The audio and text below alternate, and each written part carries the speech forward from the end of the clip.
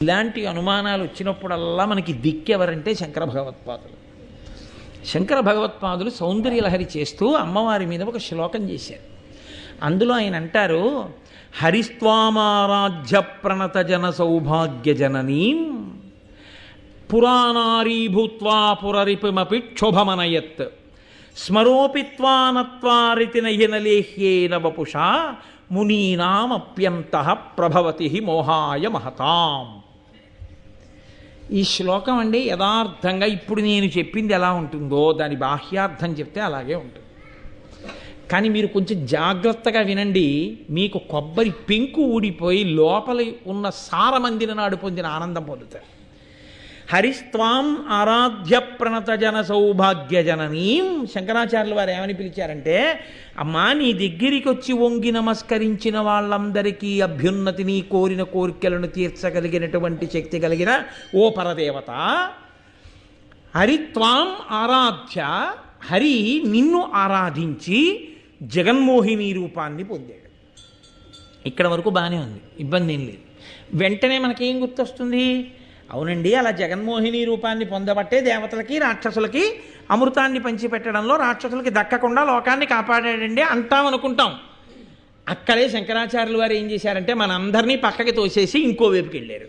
ఆయన అన్నారు, పురాణారీ భూత్వా పురరపిమపి క్షోభమనయత్ అన్నారు.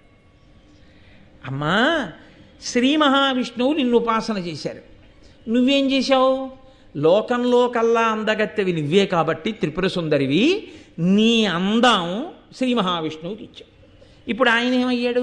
జగన్మోహిని అయ్యాడు. ఆయన్ని మించిన అందగత్తె లేకుండా పోయింది.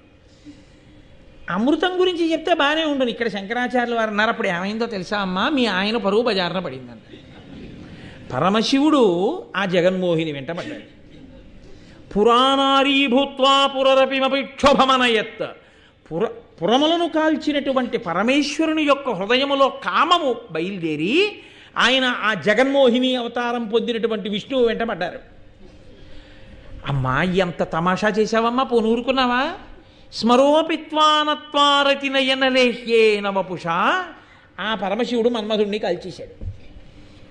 కాల్చేస్తే ఇంకేముంది? జననము లేదు, మరణము లేదు, ఎవడి మీద కాముడు బాణాలేయడము లేదు, హాయ్ సుఖంగా ఉన్నారు అందరూ అని మనం అనుకుందాం కాసేపు. అమ్మవారు ఏం చేసింది? మన్మధుడిని బతికించి పైగా ఏం చేసింది? ఎవ్వరికీ కనపడవురా, ఒక్క మీ ఆవిడికే కనపడతాడు. రతీదేవికి కనపడతాడు, లోకానికి కనపడ్డావు. కానీ ఇప్పుడు ఎటువైపు నుంచి వచ్చి ఎవరి మీద బాణం వేస్తాడో, ఎంత నిష్టగా ఉన్నవాడు ఆ బాణానికి ఏమైపోతాడో ఎవరికి తెలియని స్థితి వచ్చింది. మునీనామప్యంతః ప్రభవతి మోహాయ మహతాం. అమ్మ దీనివల్ల ఏమైందంటే ముక్కు మూసుకుని హిమాలయ పర్వతాల్లో తపస్సులు చేసేటటువంటి మహర్షులు కూడా భయపడిపోతున్నారు. అప్పుడప్పుడు వాళ్ళు కూడా కామానికి వశులైపోతున్నారు. కాబట్టి అమ్మ ఇంత గొప్ప పని చేసింది, నీకో నమస్కారం. ఇది పైకి బాగుందేమో, మీరు కొంచెం జాగ్రత్తగా ఆలోచిస్తే ఇంత గొప్ప అందాన్ని శ్రీ మహావిష్ణువుకి ఇచ్చి పరమశివుడి ప్రతిష్ట బజారున పడేయడం పతివ్రత లక్షణమా? 2, ఆ కాముడు లేకపోతే పుట్టుక లేదు, చావు లేదు, భారతం వినడము లేదు, గొడవ లేదు, ధర్మము లేదు, అలరి లేదు. ఆ కాముడికేమో ప్రాణం పోసింది ఆవిడ. ఆ మన్మధుడు బతకబట్టి మనందరికీ ఎల్లరొచ్చింది. పుట్టడం చావడం. పోని ఊరుకుందా?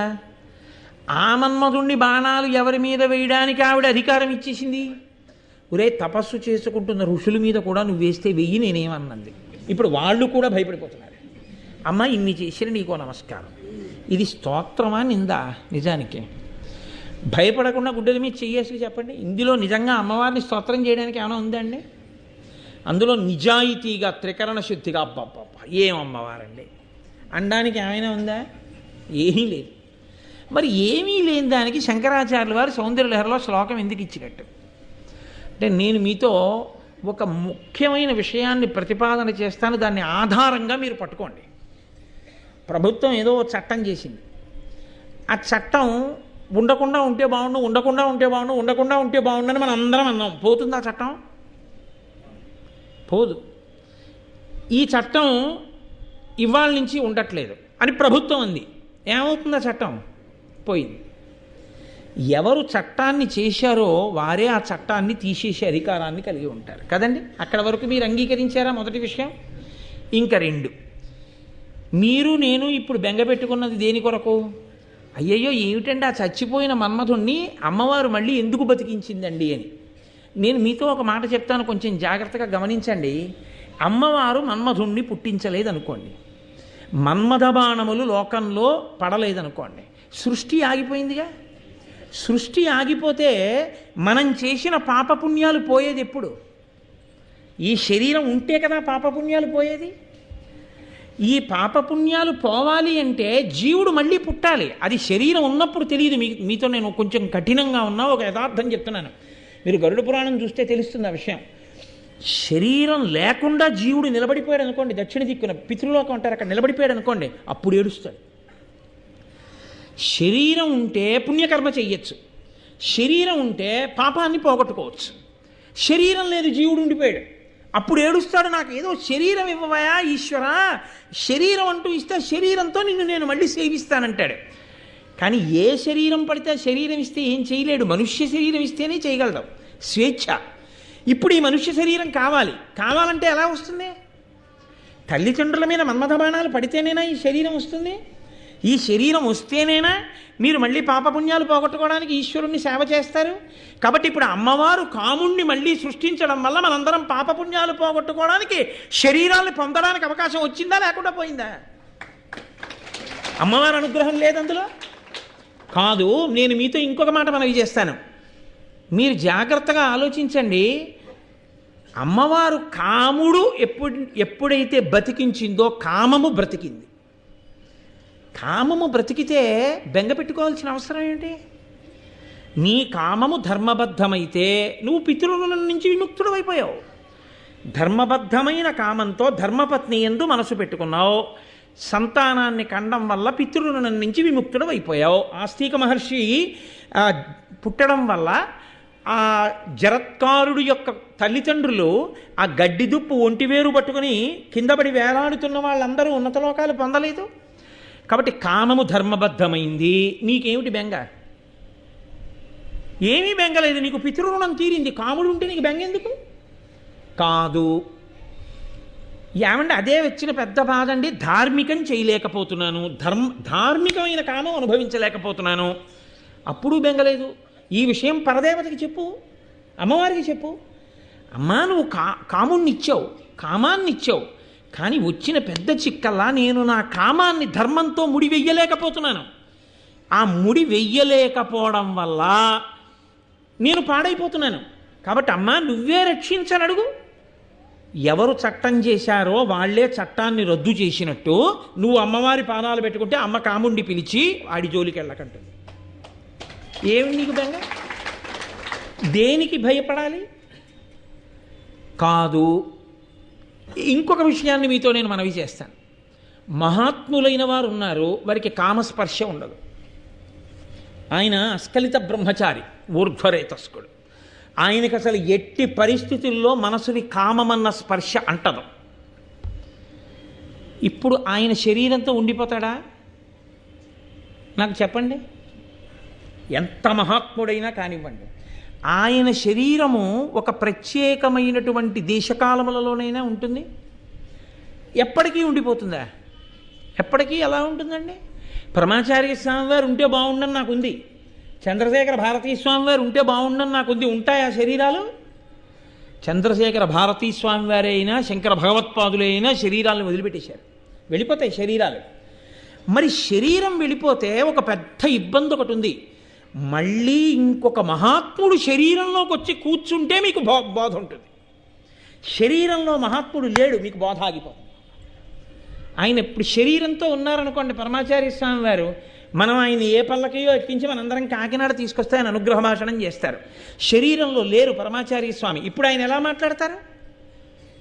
మాట్లాడడం కుదరదు. కాబట్టి మహాత్ముల పరంపర నడవాలి. మళ్ళీ మళ్ళీ మళ్ళీ మళ్ళీ మహాత్ములు రావాలి.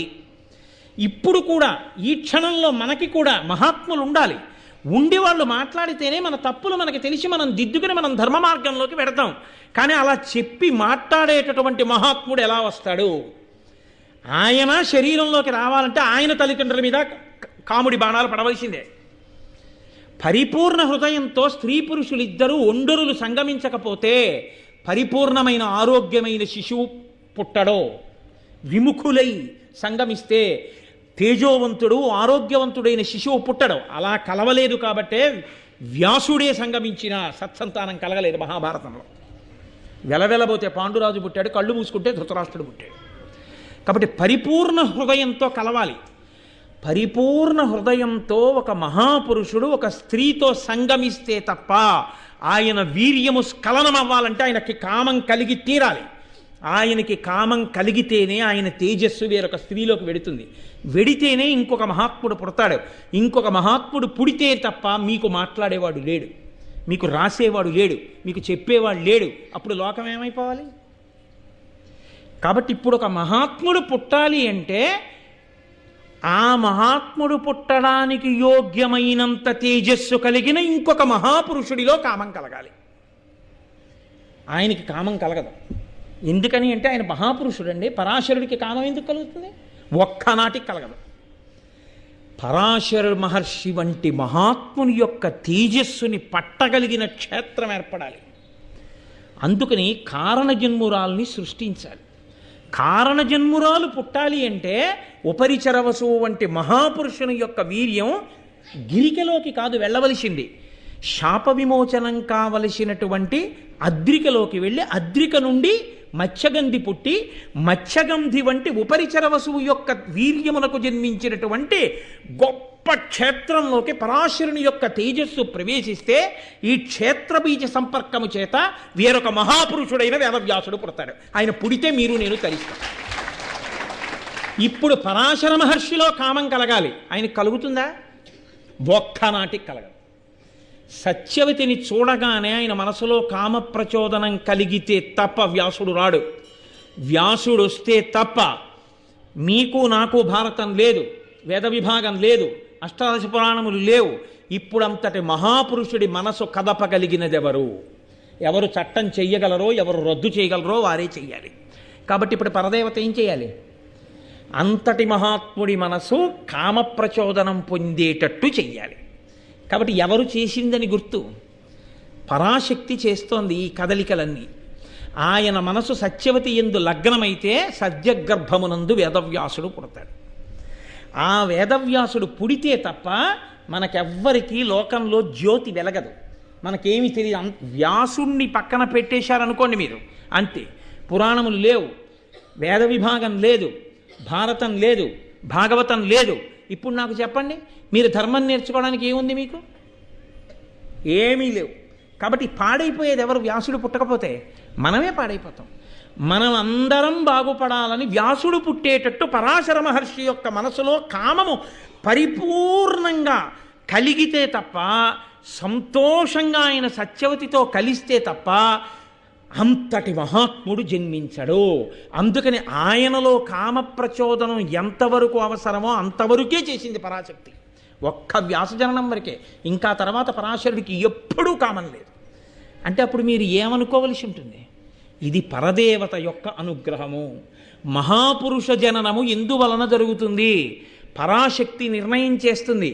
ఓ ఇది ఇలా ఇలా కదలాలి, ఇలా ఇలా కదలాలి, దానికి తగిన క్షేత్రం ఏర్పడాలి. ఒక ఇల్లు కట్టాలంటే సరి అయిన స్థలం ఎంచుకున్నట్టు ఒక మహాపురుషుని యొక్క తేజస్సు ప్రవేశించడానికి వీలైన గొప్ప క్షేత్రాన్ని కూడా అమ్మవారే సిద్ధం చేయిస్తుంది. అందుకని ఉపరిచర వసువు యొక్క వీర్యాన్ని అద్రికలో ప్రవేశపెట్టి అద్రికలోంచి ఈ మహాతల్లి మత్స్యగంధి పుట్టేటట్టు చేసి, మత్స్యగంధి యందు పరాశరుడికి అభిమానం పుట్టేటట్టు చేసి, ఈ పరాశరుడు సత్యవతి కలిస్తే వేదవ్యాసుడు పుట్టేటట్టు పరదేవత చేసింది. ఇప్పుడు ఏమైనా అభ్యంతరమా మీకు? పరాశరుడికి కామం కలిగితే మీకేమైనా అభ్యంతరమా? సత్యవతి ఆయనతో సంగమిస్తే మీకేమైనా అభ్యంతరమా?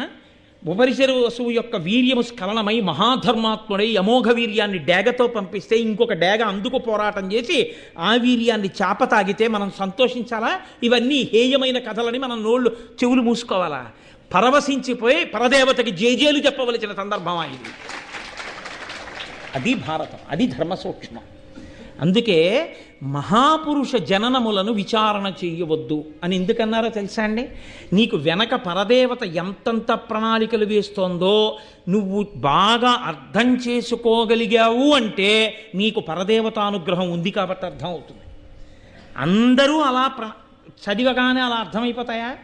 ఒక్కనాటికి అర్థం కావు. అది ఎవరికి పరదేవతానుగ్రహం ఉన్నదో, ఎవరికి పరాశక్తి యొక్క కృప ఉన్నదో వారికి మాత్రమే అది చదవగానే ఒళ్ళు పులకించి నమస్కారం చేస్తారు. అలా నమస్కరించగలిగినటువంటి ఔన్నత్యము దేనివల్ల కలుగుతుంది అంటే పరదేవతానుగ్రహం ఉంటేనే ధర్మ సూక్ష్మం అర్థమై కలుగుతుంది. అది నీకు కలిగినా కలగకపోయినా మహాపురుష జననమునందు నువ్వు వెకిలి నవ్వు నవ్వితే పాపం వస్తుంది. తల్లి అంత కృప చేసి అంత మహాపురుషుల్ని పుట్టిస్తే ఆయన జననమును చూసి నువ్వు నవ్వడమా? అందుకని శాస్త్రం అంది, ఒకవేళ నీకు అర్థం కాకపోతే ఊరుకుండిపో, విచారణ చెయ్యొద్దు. మహాపురుష జననమును, నది యొక్క ప్రారంభ స్థానమును విచారణ చెయ్యవద్దు. నది ఉంది, స్నానం చేయి అంతే. ఎక్కడ పుట్టింది నది అని అడగద్దు. మహాపురుషుడి వలన నీకు వాంగ్మయం వచ్చింది, ఈ వాంగ్మయం చదువుకో. ఆయన అలా ఎలా పుట్టారని అడగవద్దు. నీకు అర్థమైంది, నీ అదృష్టం. కాబట్టి నేను అనుకుంటున్నాను, ఇవాళ ఈ సభలో ఉన్న ఎవ్వరికీ కూడా మహాత్ములు ఇలా ఎందుకు జన్మిస్తారు అన్న విషయంలో మీకు అనుమానం లేదని నేను అనుకుంటున్నాను. మీకు బాగా అర్థమయ్యేటట్టు చెప్పగలిగితే పరదేవత కృపతో నేను ధన్యుడనైనట్టు. మీకు చెప్పలేకపోతే అది నా వైఫల్యమైనట్టు తప్ప మీ తప్పు మాత్రం కాదు. కాబట్టి పరదేవతానుగ్రహం కలిగింది. వ్యాస భగవానుడు పుట్టాలి. ద్వాపరయుగం అయిపోతోంది, కలియుగం ప్రారంభం అయిపోతుంది. ఇంకా కలియుగంలో కలిపురుషుడు విజృంభిస్తాడు. ధర్మం చెప్పేవాడు లేడు, ధర్మం చెప్పేవాడు కావాలి. ఆయుర్దాయం తగ్గిపోతుంది. వేదాన్నంతటినీ ఎవరూ చదవలేరు. వేదాన్ని విభాగం చేసి ఉన్న ఆయుర్దాయంలో వేదం చదువుకునేటట్టుగా వేదాన్ని ఇవ్వగలిగిన వాడు ఉండాలి. అష్టాదశ మహాపురాణములను ఇవ్వగలిగిన వాడు ఉండాలి. భారతం చెప్పగలిగిన వాడు ఉండాలి. శిష్యుల్ని తానే తయారు చేసుకోగలగాలి. మహాపురుషుడై స్వార్థత్యాగి అయిన వాడు కావాలి. అటువంటి వాడు పుట్టాలంటే ఎంతటి మహాత్ముడి తేజస్సు కదలాలి. కాబట్టి ఆయన యందు కామము ఆవిడ కల్పించింది, పరదేవత కల్పించింది. అటువంటి మహాపురుషుడి తేజస్సు కదిలినా ఆ తేజస్సుని పట్టగలిగిన క్షేత్రం ఇది. అందుకని ఆ క్షేత్రాన్ని కూడా ఆవిడే సిద్ధం చేసింది. వేరొక మహాత్ముని తేజస్సు కదిపి అది అద్రిక మింగి అద్రిక కడుపులో పెరిగితే అద్రికకి శాప విమోచనం అవుతుంది. అప్సరసా గర్భము నుంచి బయటికి వచ్చింది కాబట్టి దాశరాజు దగ్గర పెరిగితే యమునా నది దాటుతున్నప్పుడు పరాశరుని యొక్క హృదయము ఆమె యందు నిలబడింది. సరే, ఇక్కడ వరకు బాగుందండి. మీరు సౌందర్యలహరిలో కదా మొదలెట్టారు, మరి పరమశివుడి పరువు బజారున పడేయడంలో మరి అక్కడ అమ్మవారు ఏం చేసినట్టు అంటే పురాణారీ భూత్వా పురరపిమపి క్షోభమనయత్. అంతటి పరమేశ్వరుడు కాముణ్ణి కాల్చిన వాడిలో కూడా కామం పుట్టించి జగన్మోహిని వెంట పరిగెత్తేటట్టు అమ్మవారే చేసింది. అందులో ఏం అనుమానం లేదు. ఎందుకు చేసింది? ఆయన పరువు బజార్న పారేయడానికి కాదు. హరి హరుడు ఇద్దరూ కలిస్తే తప్ప మహిషిని సంహరించగలిగిన అయ్యప్ప పుట్టరు. అయ్యప్ప పుట్టాలంటే వాళ్ళిద్దరూ స్త్రీ పురుషులుగా ఒండరులు అభిమానంతో చూసుకోవాలి. పరమశివుడు తన భార్య వంక తప్పలా చూడటం. తన అందంతో విష్ణువు కనపడాలి. కనబడితే పుంస్వరూపంలో విష్ణువు, స్త్రీ స్వరూపంలో వైష్ణవి నారాయణి అమ్మవారు పార్వతీదేవి. అందుకని తన అన్నగారి యందు తన అందాన్ని ప్రవేశపెట్టి విష్ణువు ఆడదానిగా కనబడితే పరమశివుని యొక్క తేజస్సు కదిలితే వీళ్ళిద్దరికీ కలిపి ధర్మశాస్త్ర అయినటువంటి అయ్యప్ప స్వామి జన్మిస్తే ఆయన వలన మహిష సంహారం జరిగితే ఈ లోకాలు ప్రశాంతంగా ఉండాలి. అందుకునమ్మా పురాణారీ భూత్వా పురరపిమపి క్షోభమనయత్ స్మరోపిత్వా నత్వా రతినయన లేహ్యేన వపుష. పరమశివుడు మన్మధుణ్ణి కాలిస్తే నువ్వు బతికించావమ్మా. నువ్వు బతికించి ఉంచకపోతే మాకు ఈ శరీరం ఎక్కడిది? సౌందర్యలహరి చదవడం ఎక్కడిది? మహాభారతం వినడం ఎక్కడిది? మా పాపపుణ్యాలు పోగొట్టుకోవడం ఎక్కడిది? మేము భక్తిని పొందడం ఎక్కడిది? ధర్మం తెలుసుకోవడం ఎక్కడిది? జ్ఞానాన్ని పొందడం ఎక్కడిది? ఇది లేని నాడు మోక్షం ఎక్కడిది? ఇవన్నీ పొందామంటే తల్లి నువ్వు మహాపురుషుల యందు ఎంత అవసరమో అంతవరకు ఒక్క పర్యాయం కామం సృష్టించి ఇంకా మళ్ళీ ఆయన జోలికి ఆవిడ వెళ్ళలేదు. ఆయన అలాగే మహానుభావుడై వెళ్ళిపోయాడంతే పరాశరుడు. అంటే మన కొరకు ఎంత అవసరమో అంతవరకు ఆయన మనసు కదిలేట్టు చేసినటువంటి పరదేవతానుగ్రహాన్ని మీరు వింటున్నారని గుర్తు. అందుకే ఆదిపర్వంలో మహాపురుష జననాన్ని వింటే సాక్షాత్తుగా దేవతల యొక్క, రాక్షసుల యొక్క, పరదేవత యొక్క ఇంతమంది అనుగ్రహము కలిగేస్తుంది అన్నారు ఆదిపర్వం. అంత శక్తి ఎక్కడిదంటే ఇది కారణం. వెనక పరదేవత యొక్క అనుగ్రహం నడుస్తోంది, దీని వెనక మహాపురుష జననం వెనకాల. కాబట్టి ఇప్పుడు హరిస్వామారాధ్య ప్రణత జన సౌభాగ్య జననీం పురాణారీ భూత్వా పురరపిమపి క్షోభమనయ స్మరోపిత్వా నత్వా రతినయన లేహ్యేన వపుష మునీనామప్యంత ప్రభవతి మోహాయ మహతాం. ఏమిటి అమ్మవారి దోషం? ఎక్కడైనా ఉందా?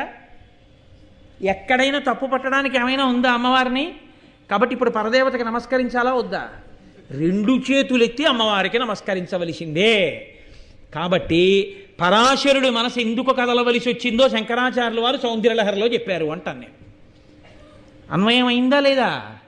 కాబట్టి ఇప్పుడు ఒకసారి మన మనస్సుకి ఆ స్థితి కలిగిపోయిన తరువాత ఇప్పుడు ఆయన మనసు ఎందుకు సత్యవతి ఎందు నిలబడుతోందో మనం చూస్తే, అమ్మా మా కోసం వ్యాసుణ్ణి సృష్టించడానికి తల్లి ఇంత అనుగ్రహించవా, పరదేవత నీకు నమో అక్కములు అని మనం నమస్కారం చేస్తాం. కాబట్టి ఇప్పుడు పరాశరుడు తీర్థయాత్రకు వెడుతూ యమునా నది మీద పడవ నడుపుతున్నటువంటి ఆ యోజనగంధిని చూసి గతమదమత్సరుండు త్రిజగద్వినుతుండు వశిష్ఠ పౌత్రుడున్నతమతి శక్తిపుత్రుడు అఘనాశ ఘోర తపోధనుండు సువ్రతుడయి తీర్థయాత్రతనువాడు పరాశరుడన్ మునీంద్రుడు అయ్యతివ తలోదరింకనియే అయ్యమునానది ఒడరేవునన్. ఎక్కడైనా కాముకుడు ఆడది కనబడితే పిచ్చెక్కిపోయేవాడు, కీచకుళ్ళ ప్రవర్తించేవాడు అని చెప్పారా పరాశరుడి గురించి? అంతటి మహాపురుషుడి మనసు కదిలిందంటే యోజనగంధిని చూసి అమ్మవారి అనుగ్రహం నడుస్తోంది మన కోసమని. పిల్లలు పాడైపోతారు కలియుగంలో, వ్యాసుణ్ణి సృష్టించాలనుకుంది తల్లి. కాబట్టి గతమదమత్సరుండు, ఆయనకి అసలు మదము లేదు మత్సరము లేదు. ఆయన మదోన్మత్తుడు కాడు, ఆయనకి రెండూ లేవు. లేనివాడికి ఎలా కలిగింది? మన కోసం కల్పించింది ఆవిడ. నీ తేజస్సు జారితే తప్ప రాడు వ్యాసుడని. త్రిజగద్వినుతుండు, మూడు లోకముల చేత స్తోత్రం చెయ్యబడేవాడు పరాశరుడు అంటే. వశిష్ఠ పౌత్రుడు ఉన్నతమతి, వశిష్ఠుని యొక్క మనవడు. శక్తి మహర్షి యొక్క కుమారుడు. నిరంతరము కూడా విశాల హృదయంతో పవిత్ర భావనలతో ఉండేవాడే తప్ప హేయమైన ఆలోచన లేనివాడు. అఘనాశ ఘోర తపోధనుండు, పాపములు నశించిపోయేటట్టుగా ఘోరమైన తపస్సులు చేసినవాడు. సువ్రతుడయి, మంచి వ్రతంతో తీర్థయాత్ర చనువాడు, తీర్థయాత్రకు వెడుతున్నవాడు. పరాశరుడు అన్మునీంద్రుడయ్యతివ తలోదరింగనియే. ఎవరిని చూశాడు? ఒంటి నిండా చేపల కంపు కొడుతూ యోజనం దూరం చేపల కంపు కొట్టేటటువంటి స్త్రీని చూశాడు. ఇందులో ఒక పెద్ద విచిత్రమైన విషయం.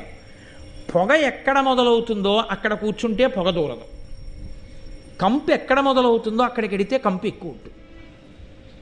మీరు రెండింటికి తేడా గమనించాలి. అందుకే చాలా పొగొస్తోంది, చాలా పొగొస్తోంది అనిపించింది అనుకోండి, పొగ ఎక్కడి నుంచి వస్తుందో అక్కడికి వెళ్ళి కూర్చున్నారనుకోండి పొగ ఉండదు. చాలా పొగొస్తోంది, చాలా పొగొస్తోందని పొగొస్తున్న చోట మీరు నించున్నారనుకోండి, పొగ మిమ్మల్ని అంతా పట్టుకుంటుంది. ఇది నేను చెప్పడం కాదు. ఒకసారి పరమాచార్య స్వామి వారు ఒక తాటాకు పాకలో అనుష్ఠానం చేసుకుంటున్నారు. ఆయన ఇలా లోపలికి వెళ్ళేటప్పటికీ పాకంతా పొగ పట్టింది. ఎందుకురా పొగ పట్టింది అన్నారు.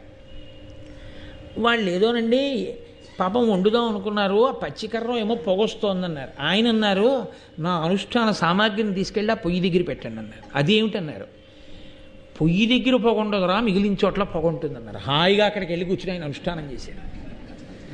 ఎక్కడ పొగ పుడుతూ ఉంటుందో అది మిగిలిన చోట్లకి వ్యాపిస్తుంది, ఎక్కడ పుడుతూ ఉంటుందో అక్కడ పొగ లేకుండా ఉంటుంది.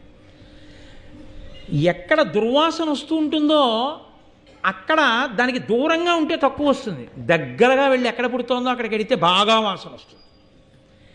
ఇంతటి మహానుభావుడు అంత దుర్వాసన వస్తున్నటువంటి మత్స్యగంధికి దగ్గరికి వెళ్ళి అసలు నిలబడి చూస్తాడండి ఆయన.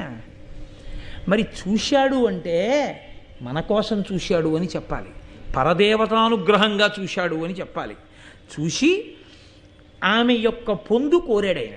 కోరితే ఆ మత్స్యగంధి పరాశరునితో అంది, తనువు మింపులవచ్చు జాలరిదాన అట్లునుగాక ఏననగా కన్యక కన్యకావ్రతము అంతరించిన ఎట్లు మజ్జనకు నింటికి పవనేర్తు ప్రసాద బుద్ధియునర్పు సన్మునిగణోత్తమ నాకు దోష విముక్తి ఎట్లగునట్లుగా.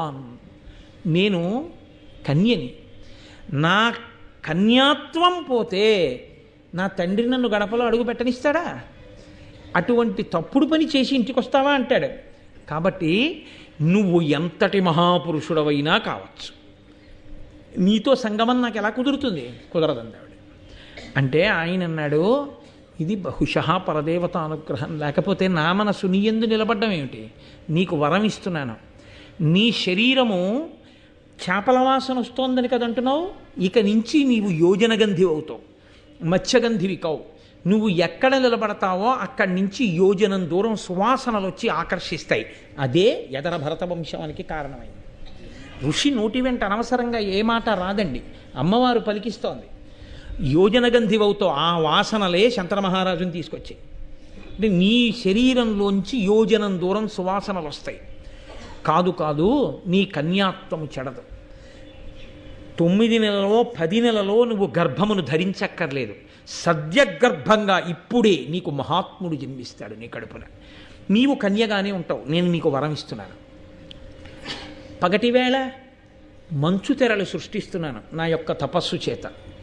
పరాశర మహర్షి యొక్క సంగమ ఫలితంగా పరమేష్టికల్పుడగు ఆ పరాశరు సమాగమమున పరమగుణైకాభరణకు అనవద్య మనోహర మూర్తికి సత్యవతికి అమ్ముని శక్తిన్ సద్యోగర్భంబున హైమద్యుతి తేజుండు వేదమయుడు అఖిల మునీంద్రాజ్యుడు వేదవ్యాసుండు ఉద్యజ్ఞానంబుతోడ ఉదితుండయ్యన్ ఆ యమునా ద్వీపమున అమేయుడు కృష్ణుడయి లీలమెయి కృష్ణ ద్వైపాయునుడనబరగి వచశ్రీయుతుడు తపంబునందు చిత్తము నిలిపెన్. నిజంగా ఈ సంఘటన జరిగినప్పుడు నేను చెప్పడం మర్చిపోయాను, కానీ యథార్థానికి పైన మంగళధ్వని చేసి అయ్యప్ప స్వామికి నీరాజనం ఇవ్వాలి. దేవాలయాలన్నింటిలో నీరాజనాలు ఎత్తాలి వ్యాసజననం జరిగితే. అంతటి మహానుభావుడు పుట్టాడు ఇవాళ. నేను యథార్థం చెప్తున్నా, ఇవాళ కథ ఎవరు విన్నారో వాళ్ళందరూ ధన్యులు, వాళ్ళు దేవతానుగ్రహాన్ని పొందుతారు.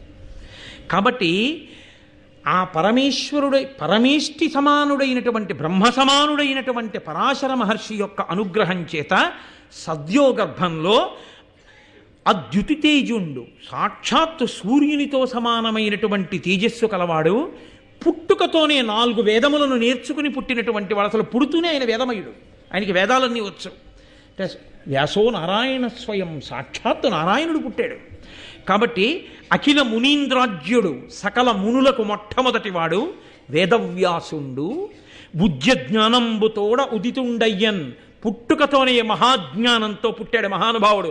ఇంత కారణ జన్ముడు ఎందుకు పుడతాడండి? పరాశర మహర్షి లాంటి వాడికి కామం పుట్టకపోతే అది పరదేవతానుగ్రహం అంటే. కాబట్టి ఆయమునా ద్వీపమున అమేయుడు కృష్ణుడయి లీల మెయిన్ కృష్ణద్వైపాయునుడనబరిగి వచశ్రీయుతుడు తపమునందు చిత్తము నిలిపెన్. వచశ్రీమంతుడు అన్నారు ఆయన్ని. ఆయన ఇంత జ్ఞానము కలిగి ఇన్ని వేదములను తెలిసి పుట్టడం కాదు, తనకిన్ని తెలిసి రాబోయే యుగంలో కలియుగంలో ప్రజలు పాడైపోకుండా నేను ఏది మాట్లాడి ఏది రచించి నా బిడ్డల్ని రక్షించుకోవాలన్న తాపత్రయంతో మాట్లాడగలిగిన మహాపురుషుడు పుట్టాడయా. వచశ్రీమంతుడు పుట్టాడు. పుడుతూనే నల్లటి వర్ణంలో పుట్టి మహానుభావుడు ఆ యమునా నది ఒడ్డున, అమ్మా నేను తపస్సు చేసుకోవడానికి వెళ్ళిపోతున్నానమ్మా అన్నాడు. తండ్రి పరాశర మహర్షి అంతే, తన సహజ స్థితిలోకి వెళ్ళిపోయాడు, ఆయన వెళ్ళిపోయాడు. పుట్టినటువంటి బిడ్డడు ఆయన వెళ్ళిపోయాడు. ఇటువంటి మహాపురుష సంపర్కం చేత, మహాపురుష జననం చేత ఆమె యోజనగంధి అయింది. ఆమె కన్యాత్వము చెడలేదు. యదర భారత వంశం నిలబడ్డానికి కావలసిన ప్రాతిపదిక పడింది. శుభక్షణం, లేకపోతే అసలు కౌరవ పాండవులు పుట్టే అవకాశం లేదు. తర్వాత భీష్ముడితో సరి, ఆ భీష్ముడి సంతతి పెరిగితే ఏమో కథ ఎలా ఉండేదో. భీష్మ ప్రతిజ్ఞ చేయించి భీష్ముడినంత మహాత్ముడిగా నిలబెట్టింది. మళ్ళీ ఆ భీష్ముడు అలా నిలబడకపోతే, దీర్ఘాయుష్వంతుడు కాకపోతే వశిష్ఠ మహర్షి శాపం నిలబడదు. వశిష్ఠ మహర్షి యొక్క వాక్కు నిలబడ్డానికి ఇదిగో ఈ మహాత్ముడు ఇప్పుడు పుట్టాడు. పుట్టి ఆయన తపస్సు చేసుకోవడానికి ఎడుతుంటే ఆయన్ని కృష్ణద్వైపాయనుడు అని పిలిచారు. అక్కడ వనంలో పుట్టి వెంటనే తపస్సుకు వెళ్ళిపోయాడు కాబట్టి ద్వీపంలో కృష్ణద్వైపాయనుడు అని పేరొచ్చింది. కాబట్టి అటువంటి మహానుభావుడై ఆయన ఆ వ్యాసుడు తపస్సుకి వెళ్ళిపోయాడు. వెళ్ళిపోయిన తరువాత, నాయనా నువ్వు నన్ను అడిగావు కదా ఎందుకు జరిగింది భారత యుద్ధం, అసలు ఎందుకు చెప్పిన మాటలు వినలేదని కదా నువ్వు అడిగావు. ఈ భూమికి భారం పెరిగిపోయింది పాపుల చేత. భారం పెరిగిపోతే భూదేవి ఏడ్చింది. ఈ లోకంలో పాపభారం పెరిగిపోతోంది, దీన్ని నిర్మూలించడానికి దేవతాంశలు రావాలి, శ్రీమన్నారాయణుడు కదిలి రావాలి, వచ్చి పాపభారాన్నంతటినీ పోగొట్టాలి అని అంటే తప్పకుండా అలాగేనని వరం ఇచ్చారు. ఇప్పుడు ఎంత పాపభారం పెరిగి ఉన్నదో తెలుసా అండి ఆ సమయంలో? అది పోగొట్టడానికి ఒక్క పరమేశ్వరుడు వస్తే సరిపోదు, దేవతలందరూ అంశలతో కదిలి రావాలి. అందుకని దేవతలందరూ కదిలి వచ్చారు. దేవతాంశలలో వచ్చినటువంటి వారు కొందరు, రాక్షసాంశలలో పుట్టేసిన వారు కొందరు. ఇప్పుడు రాక్షసాంశలలో పుట్టిన వాళ్ళందరూ దేవతాంశలలో పుట్టిన వాళ్ళ వల్ల చచ్చిపోవాలి, చచ్చిపోతే భూభారం తీరుతుంది. అయితే మహాభారతంలో గొప్పతనం ఏమిటో తెలుసా అండి? దేవతాంశలలో ఉన్నవాళ్ళు రాక్షసాంశలలో ఉన్న వాళ్ళ దగ్గరికి వెళ్ళి నిలబడి యుద్ధం చేశారు. భీష్ముడు దేవతాంశలో వచ్చినవాడు, ద్రోణుడు బృహస్పతి అంశ. వీళ్ళందరూ వెళ్ళి కౌరవుల వైపు నిలబడ్డారు, దుర్యోధనుడి పక్కన నిలబడి యుద్ధం చేశారు. దేవతాంశలలో పుట్టిన వాళ్ళు పాండవుల పక్కన నిలబడాలా, కృష్ణుడున్న వైపు నిలబడాలా, వ్యతిరేక వర్గంలో వెళ్ళి దుర్యోధనుడి వైపు నిలబడి యుద్ధం చేస్తారా? అలా ఎందుకు చేశారు? అదో పెద్ద ధర్మ సంబంధమైన అనుమానం కదండి. అంటే మీకు నేను ఒక ఉదాహరణ చెప్పవలసి ఉంటుంది. మంట రాజుకోవాలి అంటే ఏం చేస్తాం? మీరు ముందు మీ కళ్ళకి మంట కలిగినా, మీకు ఖేదం కలిగినా ఆ పొగని భరిస్తూ ఓ గొట్టం పట్టుకుని అని మంట దగ్గరికి వెళ్ళి ఊదాలి. మీరు ఊదితే రాజుకుంటుంది, రాజుకుని మంట పుట్టింది అనుకోండి, ఇంకా తర్వాత నీళ్లు కాచుకోవచ్చు, అన్నం ఎసరు వండుకోవచ్చు, అన్నీ చేసుకోవచ్చు. ముందు కష్టపడాలా వద్దా?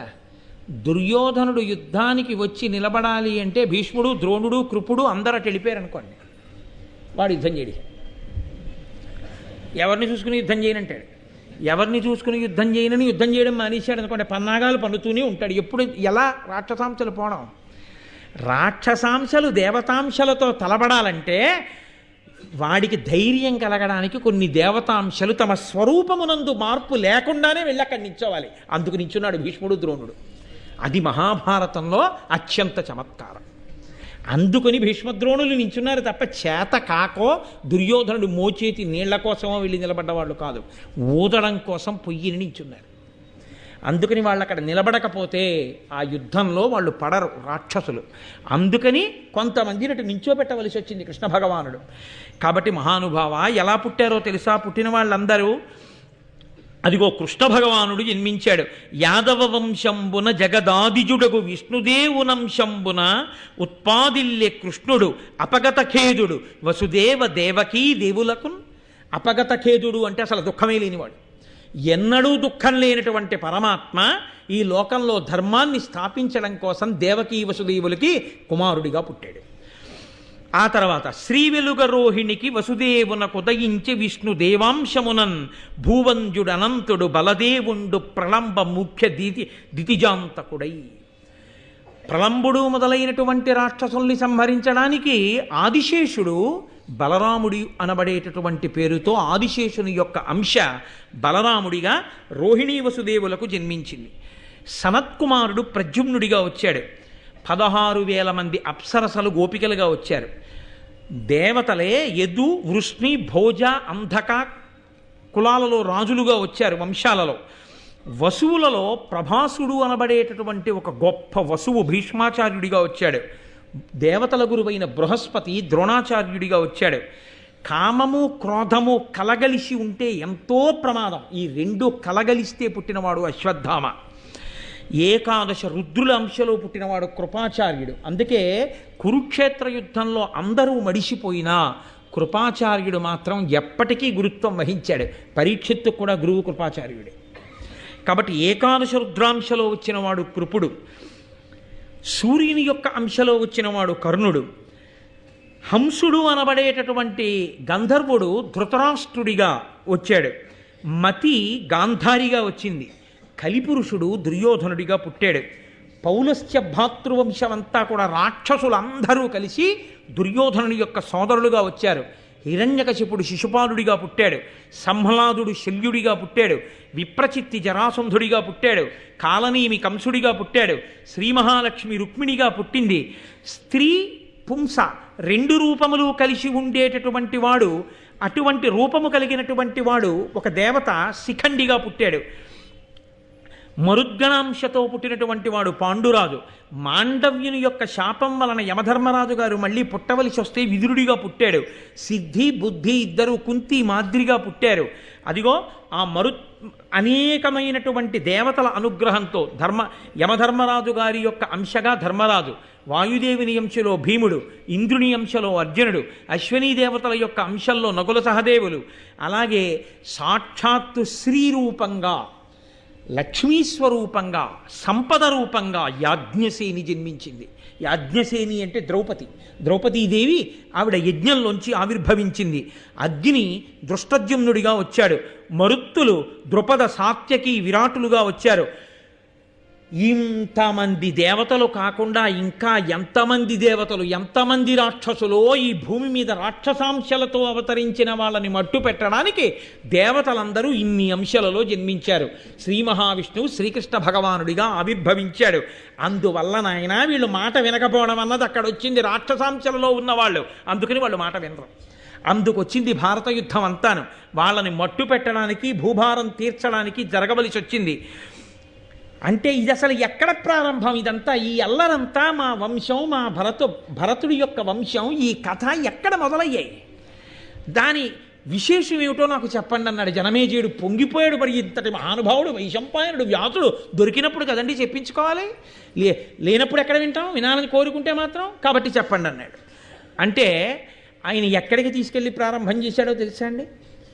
పూర్వం దేవతలకి గురువైనటువంటి బృహస్పతికి ఒక కుమారుడు, ఆయన పేరు కచుడు. రాక్షసులందరికీ గురువు శుక్రాచార్యుల వారు. శుక్రాచార్యుల వారికి ఒక్కతే కూతురు, ఆమె పేరు దేవయాని. ఈ దేవతల గురువైనటువంటి బృహస్పతి కుమారుడైనటువంటి కచుడి దగ్గరికి వెళ్ళి దేవతలందరూ ఒక ప్రార్థన చేశారు. ఏమని అంటే, పోరను మృత సంజీవని కారణమున నిహతులయ్యుగారసువరుల్ వారల నోర్వగ మనకతి భారము దుర్వార వీర్య బలయుతులగుటం. ఆ శుక్రాచార్యుల వారి దగ్గర మృత సంజీవని విద్య ఉంది. ఆయన వృషపర్వుడు అనబడేటటువంటి రాక్షసుడి దగ్గర మంత్రిగా పనిచేస్తున్నాడు, బ్రాహ్మణుడిగా ఉన్నాడు. ఆయన పురోహితుడు. ఆయనకి మృత సంజీవని విద్య వచ్చిన కారణం చేత దేవతలకి రాక్షసులకి యుద్ధం జరిగితే రాక్షసులు చచ్చిపోయిన వాళ్ళందరినీ మృత సంజీవని విద్యతో బతికించేస్తాడు. దేవతల్ని మాత్రం బతికించేవాడు లేడు. కాబట్టి ఇప్పుడు శుక్రాచార్యుల వారి దగ్గర మృత సంజీవిని విద్య తెలుసుకోవాలి. శుక్రాచార్యుల వారు ఇంత గొప్ప విద్య ఎందుకు ఇస్తారు? టక్కరితనంతో గురువుగారి దగ్గర నేర్చుకున్నారనుకోండి, తెలిసిన తర్వాత గురువుగారు ఆ విద్య నీకు పనికి రాకుండుగాక అంటాడు. పరశురాముడు ఇవ్వలేదు కర్ణుడికి శాపం. అందుకని గురువుల్ని మోసం చేసి తెలుసుకోలేరు. కాబట్టి గురువుగారి అనుగ్రహంతోనే తెలుసుకోవాలి. గురువు ఎందుకు వచ్చినా సరే ఎందుకు అనుగ్రహించేస్తాడు? గురు శుశ్రూష త్రికరణ శుద్ధిగా చేస్తే గురువు అనుగ్రహించేస్తాడు. కాబట్టి నువ్వు వెళ్ళి చెప్పు, నేను బృహస్పతి కుమారుణ్ణని, దేవగురువు యొక్క కొడుకునని చెప్పు. చెప్పి నువ్వు బాగా శుక్రాచార్యుల వారి సేవ చేయి. శుక్రాచార్యుల వారి సేవ ఒక్కటి చేస్తే సరిపోదు. శుక్రుడి ప్రీతంతా తన ఒక్క కూతురు దేవయాని మీద ఉంది. దేవయాని ప్రేమ కూడా చొరగొను. ఇప్పుడు దేవయాని ప్రేమ కూడా నువ్వు పొందితే, దేవయాని చెప్తే ఏదో ఒక కారణం చేత నీకు మృత సంజీవని దొరుకుతుంది ఆ విద్య. కాబట్టి త్రికరణ శుద్ధిగా ఇద్దరినీ సేవించు, గురువుగారి కూతుర్ని కూడా. అంటే తప్పకుండా చేస్తానని కచుడు శుక్రాచార్యుల వారి దగ్గరికి వెళ్ళాడు. ఎవరైనా? బృహస్పతి కొడుకు. బృహస్పతి ఎవరు? దేవతల గురువు. వెళ్ళి దాపరికం లేదు, ఉన్నదున్నట్లు మాట్లాడాడు శుక్రాచార్యుల వారితో. ఆయన అన్నాడు, ఏను కచుండను వాడ మహానియమ సమన్వితుడా బృహస్పతి సుతుడన్ మానుగ వచ్చితి నీకును భానునిభా శిష్యవృత్తి పనిసేయంగన్. నేను చాలా నియమములు కలిగినటువంటి వాణ్ణి, దేవగురువు అయినటువంటి బృహస్పతి కుమారుణ్ణి, నన్ను కచుడు అంటారు. నేను నీకు సేవ చేసి నీ దగ్గర విద్యలు నేర్చుకోవాలని వచ్చాను. కాబట్టి మీకు సేవ చేసే అదృష్టం నాకు ఇవ్వండి అని అడిగాడు. అడిగితే మనం ఏమనుకుంటామంటే, శుక్రుడు వికటాట్టహాసం చేస్తాడు, ఏం మీ నాన్న చేత కాలేదా, నా దగ్గరికి పంపించాడా, మీ నాన్న చెప్పలేకపోయాడా అంటాడని మనం అనుకుంటాం. కానీ గురువు అన్నవాడు ఎంత గొప్పగా ఉంటుందో చూడండి. ఆయన హృదయం. శుక్రాచార్యుల వారు అన్నాడు, బృహస్పతి మహానుభావుడు. బృహస్పతికి నమస్కరించడం ఒకటి, నీ వంటి వాణ్ణి ప్రేమతో చూడడం ఒకటి కాదు. గురుపుత్రుడు.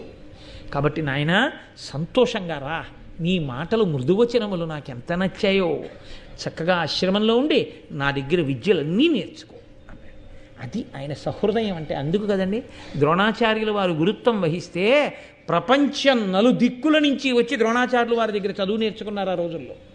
గురువు అంటే అన్ని జ్యోతులు వెలిగించారు మహానుభావులు.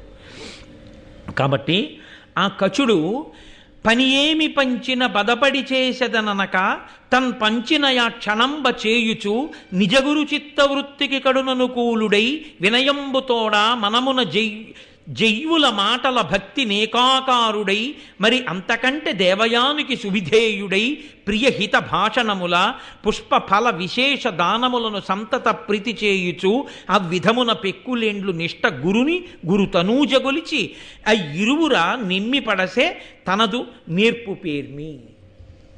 ఆ వెళ్ళినటువంటి కచుడు ఎప్పుడైనా ఆ శుక్రాచార్యుల వారు పిలిచి, నాయన వెళ్ళి దర్భల పట్రా అంటే, గురువుగారు బయట బాగా మబ్బేసింది, వర్షం వస్తుందేమో, రేపు పొద్దున్న వెళ్ళి తీసుకొస్తానండి అని ఎప్పుడు అనలేదు. ఆయన కాదు, ఆయన కూతురైన దేవయాని పిలిచి, ఏమయ్యా వెళ్ళి పువ్వులు పట్టరా అంటే వెంటనే వెళ్ళి పట్టుకొచ్చేవాడు. ఎలా? ఆయన దగ్గర ఎలా అయినా మృత సంజీవిని విద్య కొట్టేసి పట్టుకెళ్ళిపోదామనేటటువంటి కాపట్యంతో కాదు, త్రికరణ శుద్ధిగా గురువుగారు అని నమ్మి నేను సేవ చేస్తున్నాను కాబట్టి ఆయన అనుగ్రహించి మృత సంజీవని ఇస్తారు. కాబట్టి నేను ఆయన్ని అలాగే సేవిస్తానని త్రికరణ శుద్ధిగా సేవించాడు. ఫలములు తెమ్మంటే ఫలములు తెచ్చాడు, పుష్పములు తెమ్మంటే పుష్పములు తెచ్చాడు, సమిధలు తెమ్మంటే సమిధలు తెచ్చాడు. వాళ్ళిద్దరి యొక్క అపారమైన ప్రీతిని పొందాడు. ఇప్పుడు వాళ్ళిద్దరి అపారమైన ప్రీతిని పొందినప్పటికీ మృత సంజీవని ఈయన చేతుల్లోకి రావడానికి కథ ఎన్ని మలుపులు తిరగాలో, ఆ భరతవంశం ఎలా రావాలో, ఎక్కడ ప్రారంభమైందో, ఎన్ని మలుపులు తిరుగుతుందో, ఎన్ని ధర్మాలుంటాయో, ఎంత ఆశ్చర్యమో రేపటి రోజున మనం మహానుభావుడు వ్యాస భగవానుని అనుగ్రహంతో వైశంపాయనుడు చెప్పగా నా చేత చెప్పించి నన్ను ధన్యుండ చెయ్యుగాక అని ప్రార్థన చేస్తూ మళ్ళీ తిరిగి రేపు సాయంకాలం 6:30 కలుసుకుందాం. మంగళాశాసనపరై పదాచార్య పురోగమై సర్వైశ్చ పూర్వైరాచార్యై సత్కృతాయ అస్తు మంగళం. మంగళం కోసలేంద్రాయ మహనీయ గుణాత్మనే చక్రవర్తి తనూజాయ సర్వభౌమాయ మంగళం. ఉమాకాంతాయ కాంతాయ కామితార్థప్రదాయినే శ్రీగిరీశాయ దేవాయ మలినాథాయ మంగళం. కరచరణకృతం వా కర్మవాక్కాయజం వా శ్రవణనైనజం వా మనసం వాపరాధం విహితం వా సర్వమేత్తక్షమస్వ శివ శివ కరుణాబ్ధే శ్రీ మహాదేవ శంభో. సర్వం శ్రీ ఉమామహేశ్వర పరబ్రహ్మార్పణమస్తు.